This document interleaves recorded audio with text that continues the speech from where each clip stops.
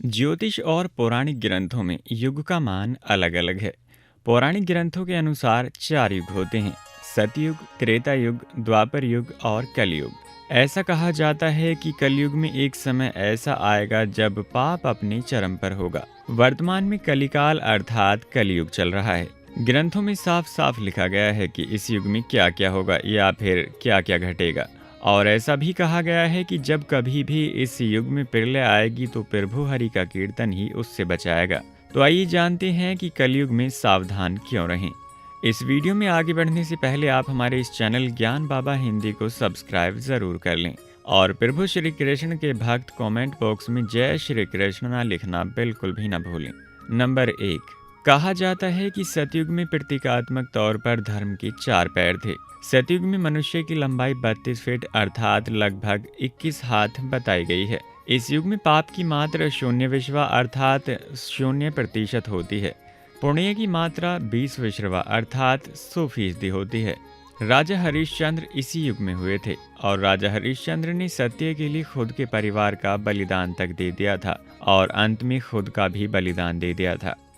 Number 2, सतयुग के बाद आता है त्रेता युग और इस युग में धर्म के 3 पैर थे। इस युग में मनुष्य की लंबाई 21 फीट अर्थात लगभग 14 हाथ की बताई गई है। इस युग में पाप की मात्रा 5 विश्वा अर्थात 25% होती है और पुण्य की मात्रा 15 विश्वा अर्थात 75% होती है। इस युग में सतयुग के मुकाबले पाप की मात्रा ज्यादा थी। त्रेता युग में विष्णु का वामन और राम अवतार हुआ।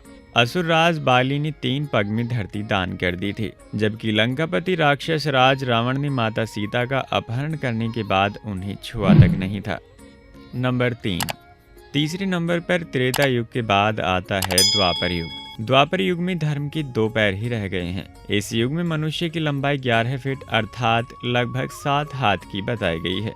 इस युग में पाप की मात्रा 10 विश्वा अर्थात 50% होती है, जबकि पुण्य की मात्रा 10 विश्वा अर्थात 50% होती है।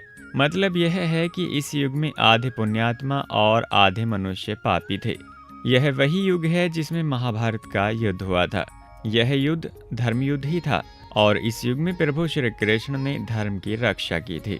नंबर 4, कलयुग में धर्म के 2 पैर हैं और अब कलिकाल में धर्म के पैरों का कोई नामो निशान नहीं है। धर्म अब पंगु बन गया है। इस युग में मनुष्य की औसत पिछले युगों से घट गई है। इसमें मनुष्य की लंबाई 5 फीट 5 इंच अर्थात लगभग 3.5 हाथ बताई गई है। इस युग में धर्म का सिर्फ 1/4 अंश ही रह जाता है। इस युग में पाप की मात्रा 15 विश्वा अर्थात 75% हो जाती है, जबकि पुण्य की मात्रा 5 विश्वा अर्थात 25% होती है। लेकिन वर्तमान में देखा जा रहा है कि कलिकाल अपनी चरम सीमा पर है। यह जो 25% पुण्य की मात्रा बताई गई है, यह आज के युग में कहीं भी नजर नहीं आती है। जो युग चल रहा है उसमें पुण्य कम होकर महज 5% बचा होगा। अब तो चारों तरफ पाप ही पाप नजर आता है। आइए जानते हैं कैसे। नंबर 1, कलयुग का वर्णन करते हुए प्रभु श्री कृष्ण बताते हैं कि कलयुग में कुछ ऐसे लोग राज करेंगे जो दोनों ओर से शोषण करेंगे। कलयुग में ऐसे लोग राज करेंगे जो बोलेंगे कुछ और करेंगे कुछ, जिनके मन में कुछ होगा और कर्म में कुछ। कलयुग काफी भयानक होगा और उसमें ऐसे ही लोगों का राज्य होगा। इतना ही नहीं, कलयुग में इसी प्रकार काफी लोग रहेंगे जो खुद को बड़े ज्ञानी और ध्यानी कहलवाएंगे और वे ज्ञान की चर्चा तो करेंगे परंतु उनके आचरण राक्षसी होंगे। बड़े पंडित और विद्वान कहलाएंगे किंतु वे यही देखते रहेंगे कि कौन सा मनुष्य मरे और हमारे नाम से संपत्ति या पद कर जाए। नंबर 2, कलयुग में धनवान लोग अपने लड़के लड़की के विवाह में, मकान के उत्सव में, छोटे बड़े उत्सवों में तो लाखों रुपए खर्च कर देंगे, परंतु अगर उनके पड़ोस में कोई व्यक्ति भूखा प्यासा पड़ा होगा तो वो यह नहीं देखेंगे कि उसका पेट भरा है या नहीं। उनका अपना ही सगा भूख से मर जाएगा।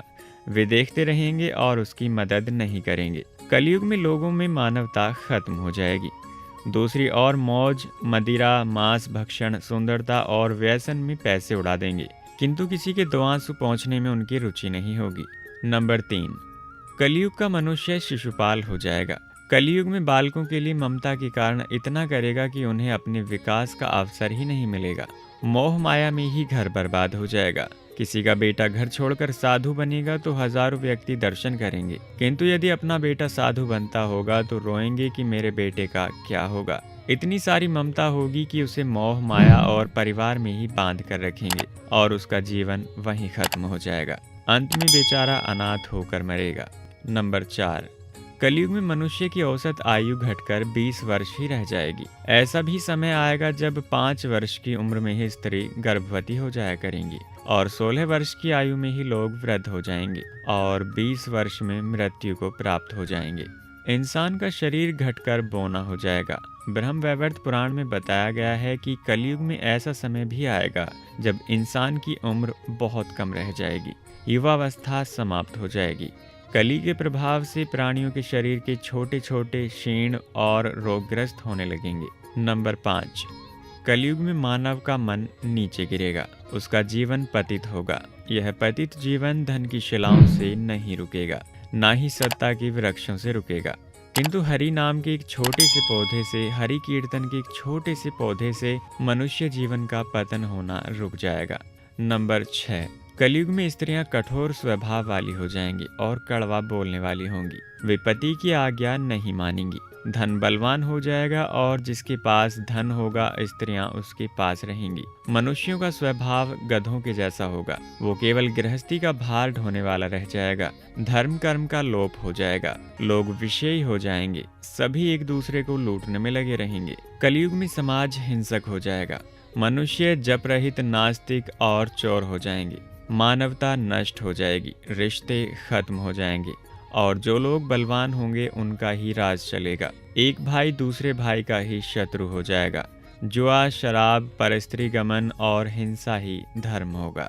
अंत में इस घोर कलयुग से बचने का एकमात्र तरीका यह है कि व्यक्ति को वेदों की ओर लौटाना चाहिए और हर समय हरि कीर्तन करके खुद को सुरक्षित रखना चाहिए। जो व्यक्ति धर्म से विमुख होकर रहेगा वह कहीं भी कभी भी अकाल मौत को प्राप्त होगा या हर समय दुखी और संकटों से ही घिरा रहेगा।